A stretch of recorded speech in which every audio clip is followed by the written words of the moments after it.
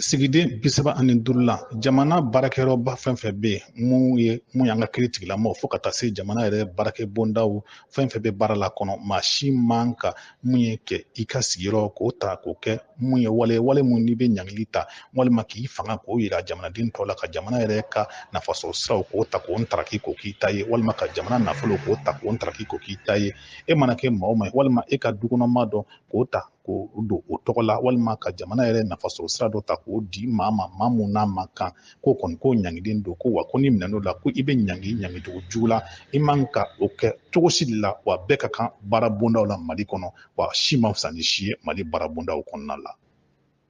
Sigiden 36 na o bɛ jamana yɛrɛ baarakɛ bondaba 7 mun ni jamana yɛrɛ kɔ sɛmɛnɛba la ni jamana sariya senw ye o ye jamanakuntigi bɛ yɔrɔ min na n'a bɛ fɔ o ma ko président de la république ani jamana gouvernement fo ka taa se jamana yɛrɛ assemblée n'o ye an ka parlement o dagayɔrɔ fo ka taa se mun ye an ka cour suprême o ka soba kiiri tigilamɔgɔw ka yɔrɔ soba fo ka taa se mun ye an ka cour constitutionnelle mun bɛ kalafiliw wolomali kɛ olu ka soba fo ka taa se mun ye maa minnu